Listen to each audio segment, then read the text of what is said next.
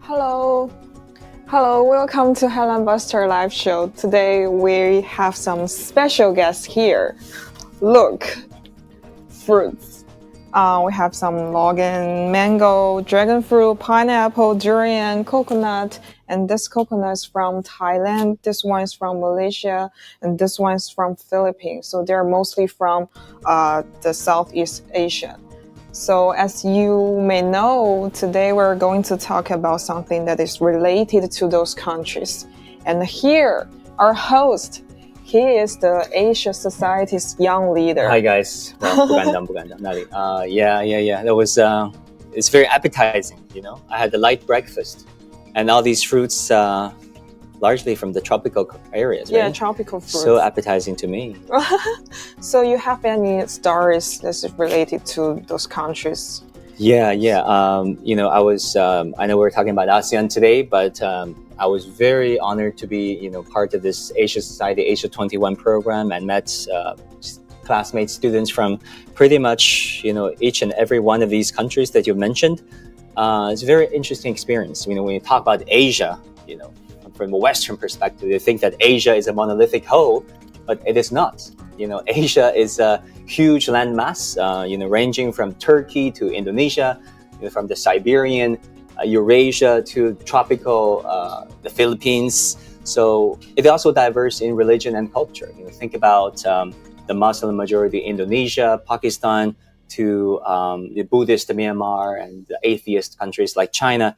It is a very diverse region, a diverse place. And also, I want to tell you this, you know, in Asia Society's programs, back then in 2017, China and the Philippines, they had disputes over South China Sea, political relations not so great.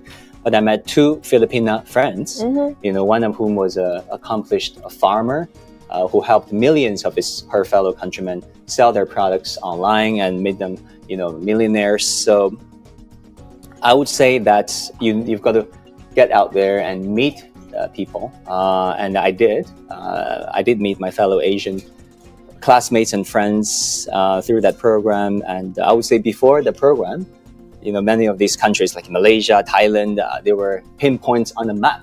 But afterwards, you know, after meeting and chatting with these people, these countries really became, you know, places in my heart. So once again, very excited to talk about Asia, ASEAN, and, you know, the trade program that we're talking about today. Okay, cool. So today, of course, we're going to talk about more than just fruits. But Guan, before you go, so when the life is over, you can pick two fruits. Two fruits? Yes. What would you choose? You know, I'm not a big fan of durian because this gives you a smell, a certain smell. I would pick mango for sure and coconut. It's a little high in sugar, but I'll take it anyway. And I think I'll do some of these. Dongyan, right? Yeah, try it. Okay. But thank you guys. Thank you. I'll see you soon. Good luck for your See you, show. folks.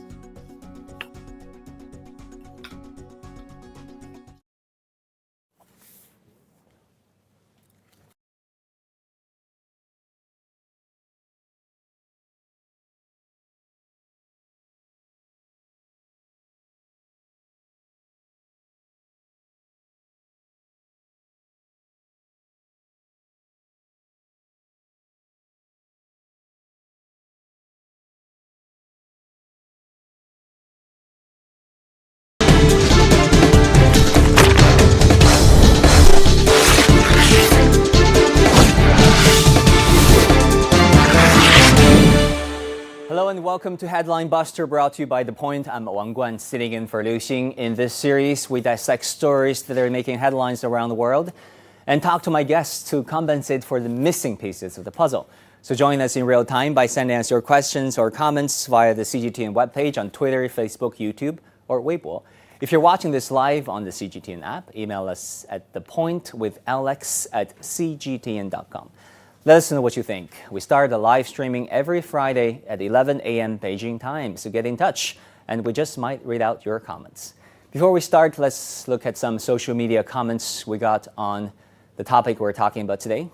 At Abel for World said, "This is the way. In Chinese old saying, you must take care of yourself first, feed the family well, then help neighbors. finally contribute yourself for the whole nation, which means it is time to unite neighbors for multi-win better future. Multi-win better future sounds good to me. And for World Citizen says, congratulations to the Asian countries that are giving a wonderful example of the importance of cooperation and solidarity in today's multipolar world to save lives and defeat global crises as COVID-19 international public health crisis. And at FUSA, RCEP said, not surprised it is becoming so convenient for the West to villainize China out of insecurity and illusion. Well, we will get to some of those perspectives later on. But this week, we're looking at the media coverage on the major new trade deal signed by 15 Asian countries. You may have probably heard it by now. RCEP, that stands for Regional Comprehensive Economic Partnership. It is the largest trade deal ever signed, and it is considered a vote of confidence for free trade and multilateralism amid the rising protectionism and COVID-19 pandemic. But when you read some of the media reports about it, the trade deal is portrayed as more of a geopolitical coup for China, as if China is taking advantage of its neighbors to extend its influence in the region. Is that really the case? Let's look at some facts. 8 years in the making, the RCEP was signed by 15 countries, including 10 ASEAN members, plus China, Japan, South Korea, and New Zealand and Australia. That means the RCEP accounts for around 2.2 billion people, with a B. That is about 30% of the world's total population. The country's combined GDP totals around, as you can see, $26 trillion. That is also 30% of the world's GDP and trade. Prime Minister Narendra Modi of India pulled his country out of the trade deal last year on the grounds that it might not be in the best interests of all Indians. RCEP said the door remains open if India decides to join later on. RCEP is still the world's biggest free trade bloc, bigger than both the US-Mexico-Canada agreement and the European Union. It is also the first free trade agreement signed between China, Japan, and South Korea. So what will RCEP actually do? Well, it aims to make trade among these countries more efficient by lowering some tariffs and simplifying customs procedures. It also covers areas such as online shopping and personal information protection, transparency, and paperless trading. RCEP is also expected to enhance market access, with tariffs and quotas eliminated in over 65% of goods traded. It is also expected to encourage more investment, which will hopefully add more jobs to the region. In a joint statement, the leaders of the participating nations said the signing of RCEP agreement demonstrates our strong commitment to supporting economic recovery, inclusive development, job creation, and strengthening regional supply chains, as well as our support for an open, inclusive, rules-based trade and investment agreement. Of course, at the end of the day, it is all about implementation. Yet this is a significant deal in more ways than one. But when you read some media reports, they make it sound as if the trade deal is more about China projecting its own geopolitical power and ambition in the region at the expense of its smaller neighbors. Let's take a look at some recent examples. The first article is from Guardian. The article from November 15th reads in its headline, China and 14 Asia-Pacific countries agree on historic free trade deal. First of all, the headline. China is separated from other 14 countries who also signed the agreement.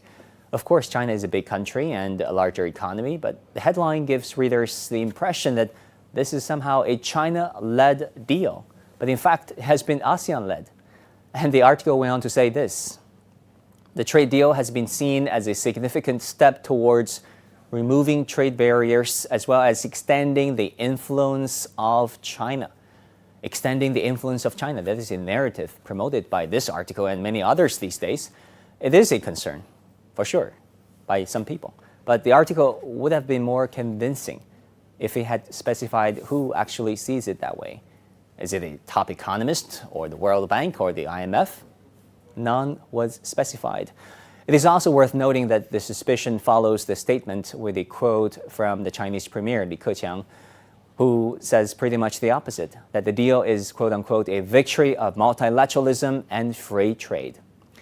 Being critical is understandable. That is the nature of journalism. In the West, we understand that. But it could have been more of a balanced piece if we also mentioned the fact that this deal is a decade in the making where diplomacy eventually prevailed, as it is. Next up, a New York Times headline, also from November 15th, reads, China-led trade pact is signed in challenge to U.S. The deal sealed on Sunday stands as a potent symbol of Beijing's growing economic sway in Southeast Asia at a time of uncertainty over Washington's economic ties with the region.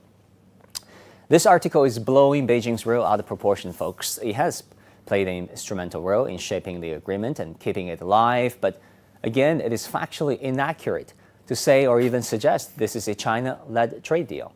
If anyone could be seen as the founder of the agreement, it would be the ASEAN countries, which first introduced the idea at the ASEAN summit in 2011, not China.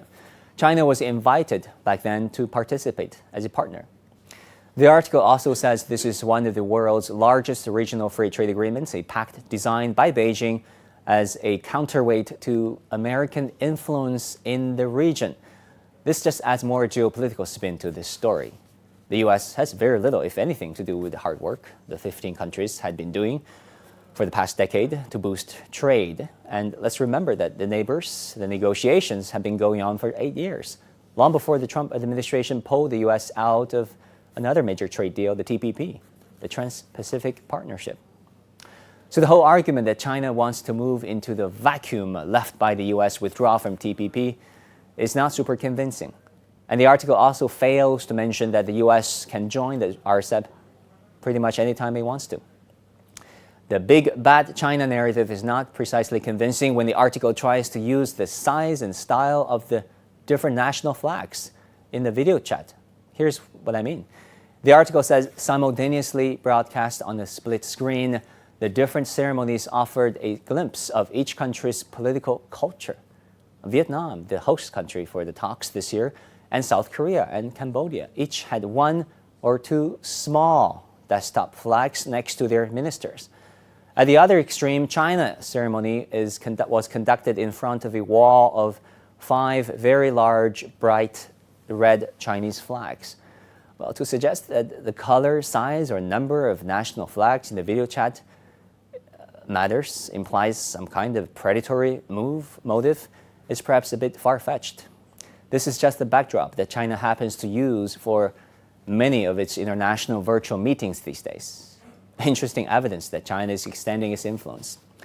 I want to close our show with an example of how another article handled the story, an article that looks at the trade deal for what it is. A Bloomberg story from November 14th reads, Asia-Pacific nations sign biggest regional trade deal. The opening paragraph says Asia-Pacific nations, including China, Japan, and South Korea, on Sunday signed the world's largest free trade agreement, encompassing nearly a third of the world's population and gross domestic product. Here and in the headline, China is presented as part of the deal, not as an outlier. The article clearly illustrates that some of the finer points of the agreement, why it mattered, and the contextual background. It also devotes significant space to what leaders of these countries actually say about how they feel about the deal.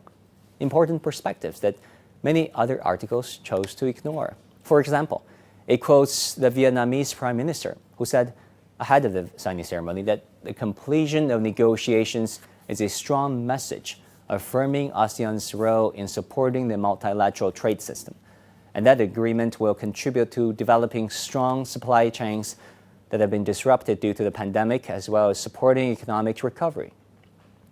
And Indonesia's trade minister said this: the trade agreement will help Indonesia recover from the pandemic and possibly increase its GDP by 0.05% in the next 20 years. And also Japan's trade minister said, through the tariffs removal, I believe there will be a major impact on improving Japan's exports and making the region's supply chains more efficient. A lot of the region's leaders see a lot of potential to be unpacked and unlocked by the RCEP, and their voices matter. The narrative that China is using the agreement against the U.S. or manipulating its neighbors into submission is a simplistic way to look at things at the best. With that, we'll take a short break, and when we come back, we'll be talking to our guests about the RCEP and what it's all about and why it matters. Stay with us, folks.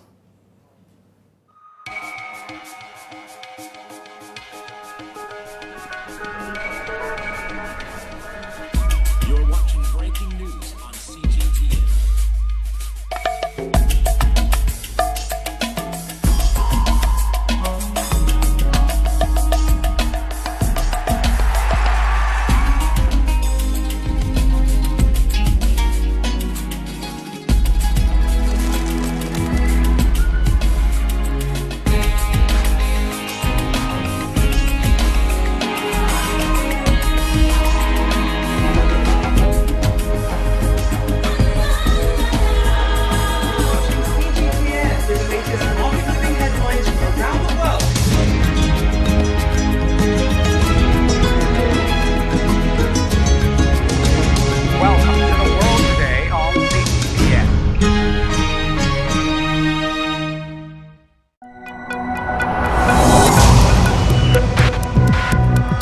Each day, there are millions of stories. Each one can open new perspectives, new possibilities. Wherever you look, we are there. To see, discover, explore. We put the pieces together to find what really matters to you. All around the world, all around the clock. Our reporters are at home across the globe. From our headquarters in Beijing and production centers in Washington, Nairobi, and London, China Global Television Network. Stories from across the globe, reaching people across the globe. CGTN. See the difference. Images may appear to be identical, but looks can be deceiving. The difference is not always obvious. It has to be discovered. There are always different sides to a story. We put the focus on the details. To see more, to understand better. CGTN. See the difference. Making sense of the overwhelming wave of information means cutting through the noise to shine a light on the heart of the story and making room for new perspectives. True understanding means the ability to see events from more than one side. I'm Liu Xin, and this is The Point. Welcome back, folks. We have with us from Singapore, Sean Roach, Chief Asia-Pacific Economist at S&P Global Ratings. And also in Beijing, Mr. Zhang Jianping, Director from Chinese Academy of International Trade and Economy from Darwin, Australia, Daryl Goupy, CEO of Financial Markets Consulting Group, goupytraders.com. Daryl, let me go to you first. You've heard probably from our program earlier on about different narratives surrounding RCEP. Some say this is a a win-win situation. It has great potential to unlock, the benefits of trade. Others say that this is the China-led and China-dominated trade deal. What do you think?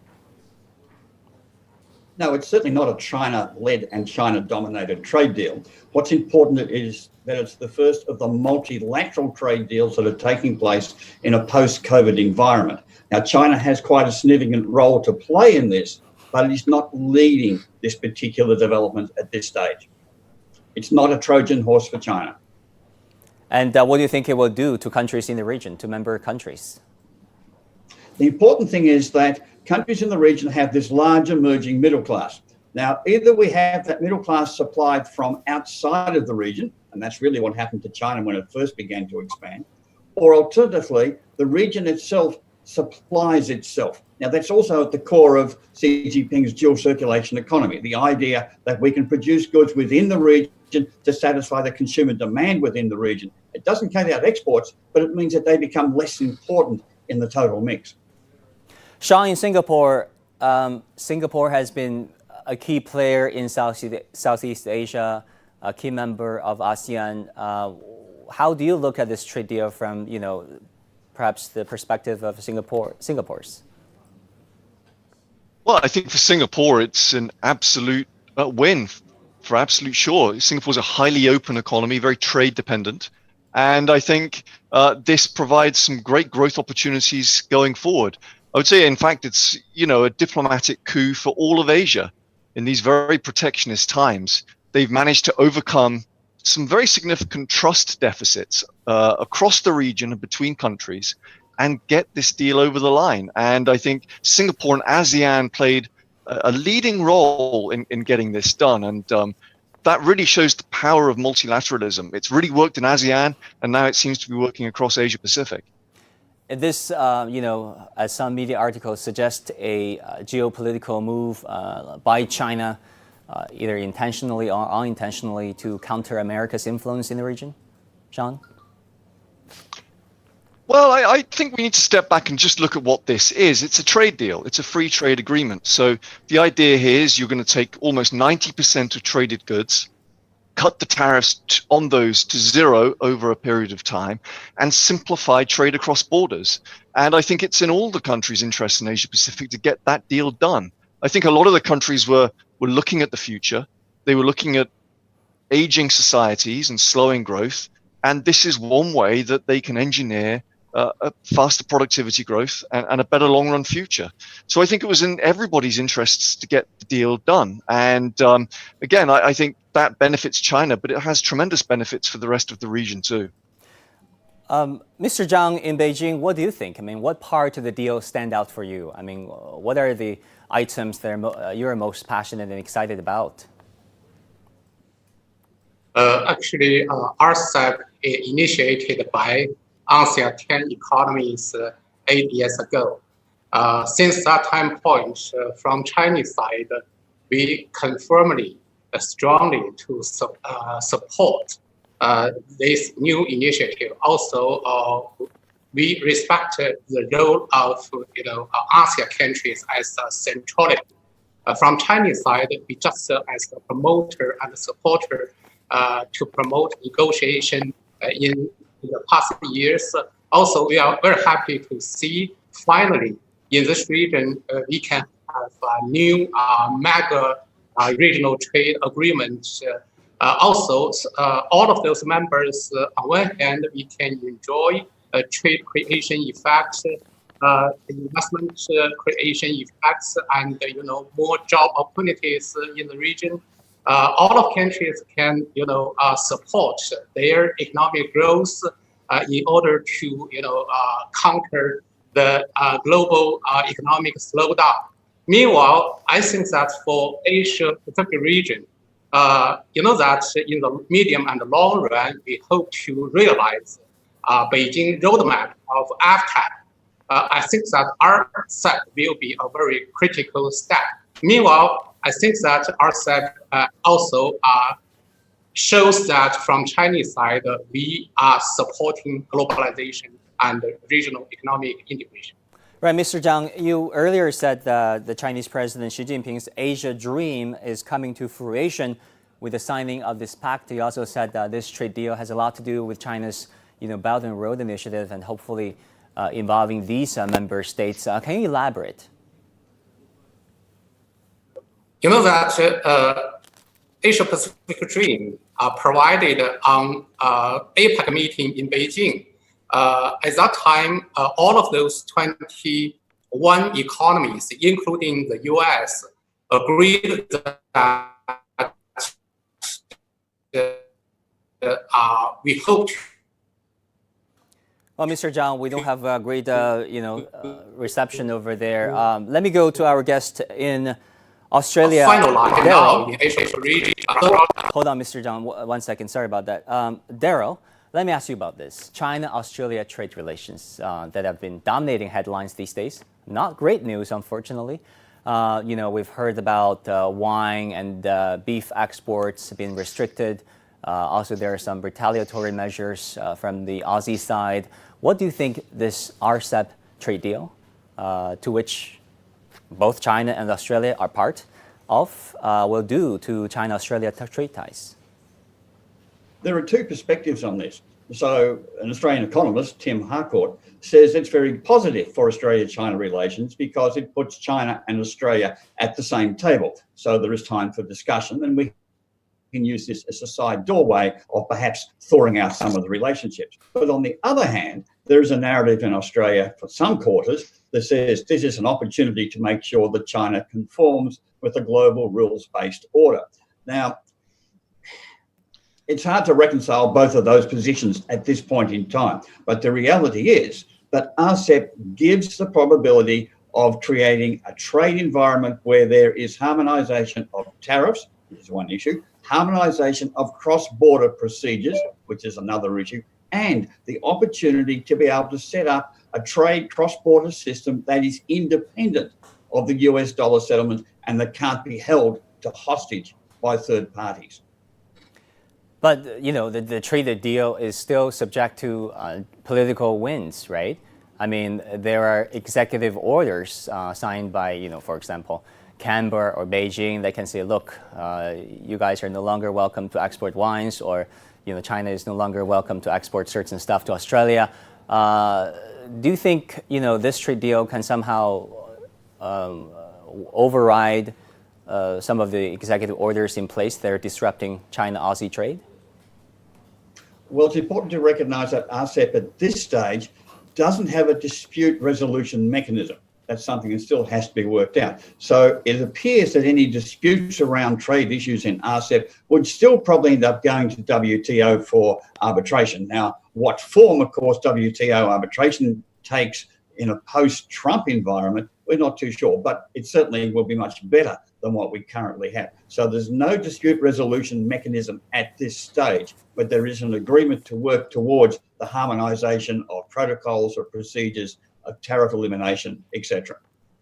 Right, Mr. Zhang, I'm so sorry to have cut you earlier on. Let me go back to you if we can, Mr. Zhang in Beijing.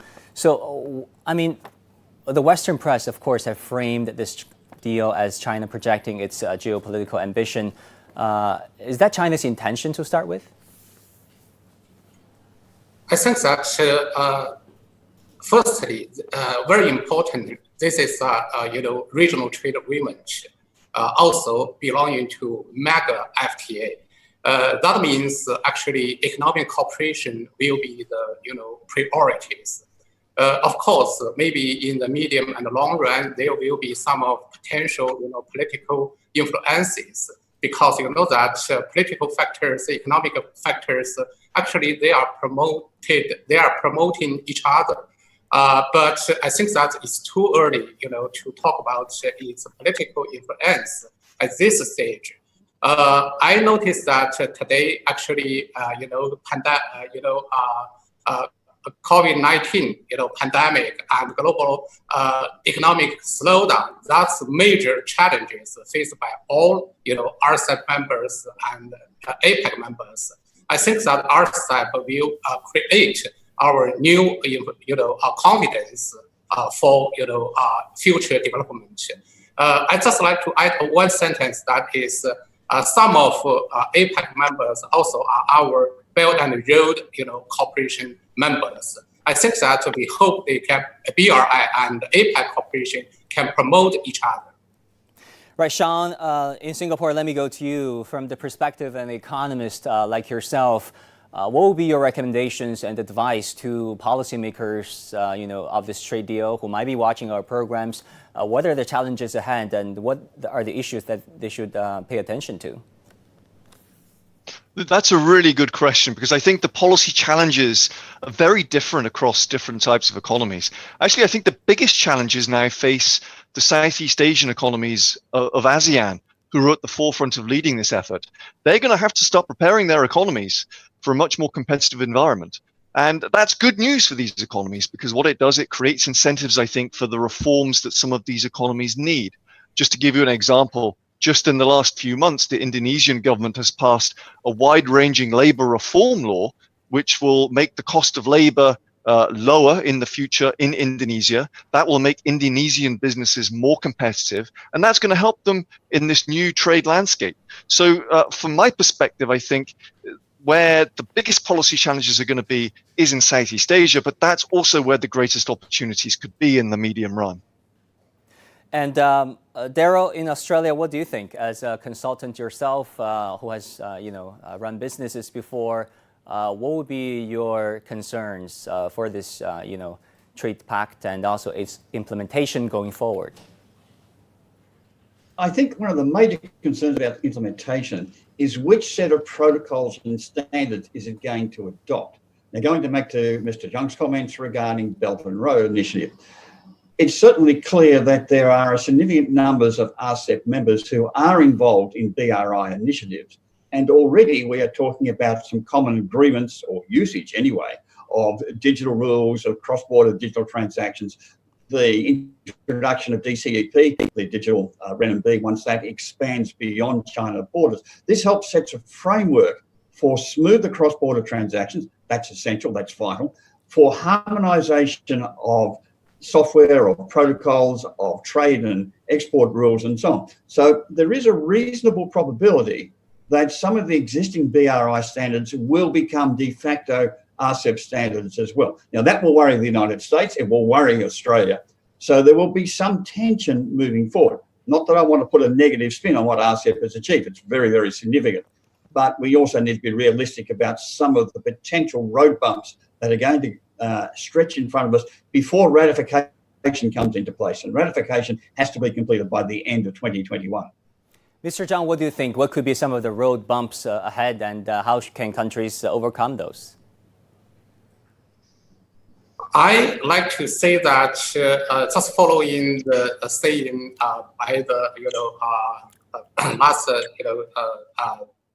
presentation, I think that a Belt and Road Initiative will provide a very comprehensive and systematic economic cooperation for all of those partners, especially policy dialogue and infrastructure connectivities will provide better conditions for trade and investment liberalization and facilitation.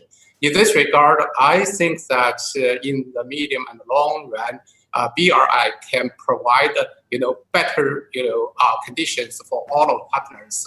Especially, I think that a free trade agreement may be focusing on trade, investment, global supply chain, and labor, environmental, those issues. But the scope is still quite limited. Also, the mechanism also quite limited. In this regard, BRI will be more comprehensive. Right. And finally, Sean, I want to go to you and talk about U.S.-China trade relations. We know that in all likelihood, Biden is probably going to be sworn in January the 20th. And what are your expectations for the Biden administration when it comes to trade, and particularly trade with China? It looks like the policy approach is going to be more multilateral and more predictable. So that, in some sense, reduces the acute risks of an escalation of a trade war in the next 12 to 18 months. That's the good news. The bad news, I think, is that if you look at the US, there is still a lot of bipartisan support for a decoupling. Do you expect the existing tariffs, we think they're going to... They will, but gradually over time, though we don't think that's going to happen overnight. It will take, I think, a period of time, and there will have to be some engagement between the US and China to facilitate that. So I think it's going to be a gradual process, but I think from Asia Pacific's perspective, the whole relationship is going to become more predictable. And I think that's going to help confidence, lower risk premium, and boost growth. And we've already seen that being priced in by financial markets across the region. There in Australia, what do you think? Yes, I would agree. And that's a very important change that's taking place. So RCEP, as we've pointed out, is a multilateral agreement which supplants a whole range of unilateral agreements that already are sitting in place. It provides a platform moving forward for greater harmonisation, as they say, across the changes in the regulations and so on.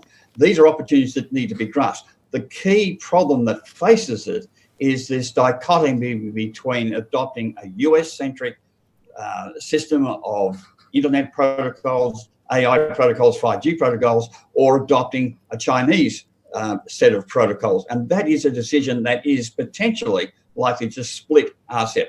And that's something that's going to have to be handled very, very carefully. But the opportunities are there for a much greater expansion of trade, more efficiencies across the borders, particularly with the increased use of blockchain, which will underpin this implementation. Yeah, certainly. A lot of consumers, a lot of people that I've talked to are not big fans of a type of war between the two biggest countries. I want to thank all our guests today.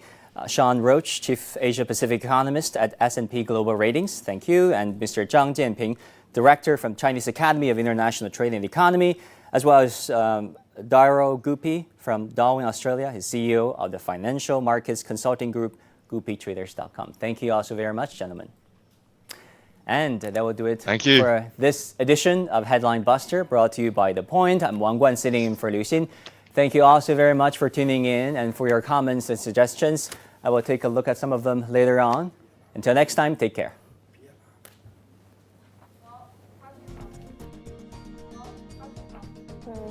Go. Guys.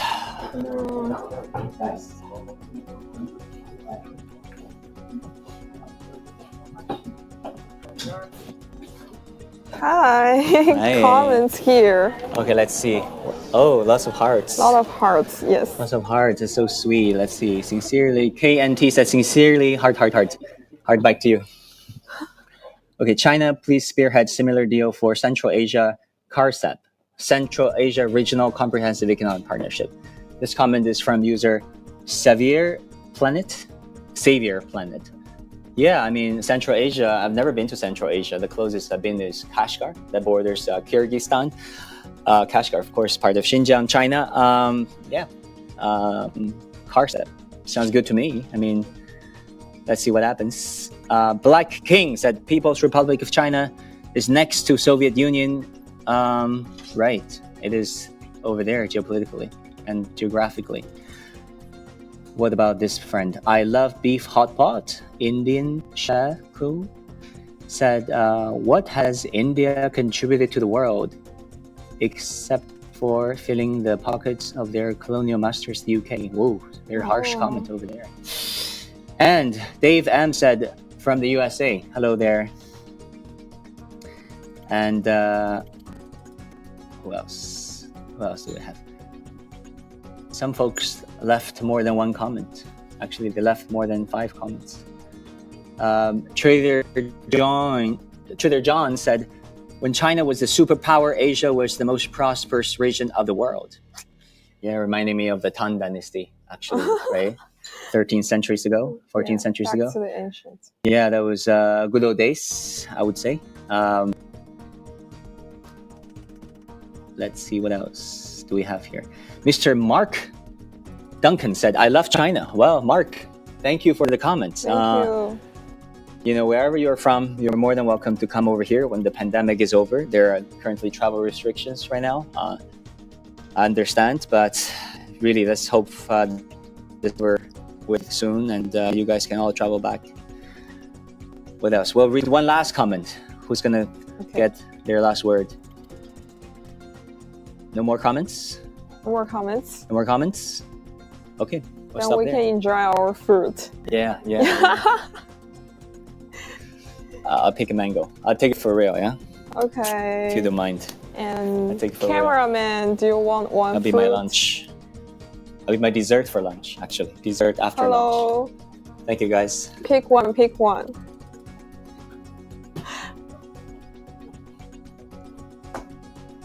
Hi. Fruits, come. Okay.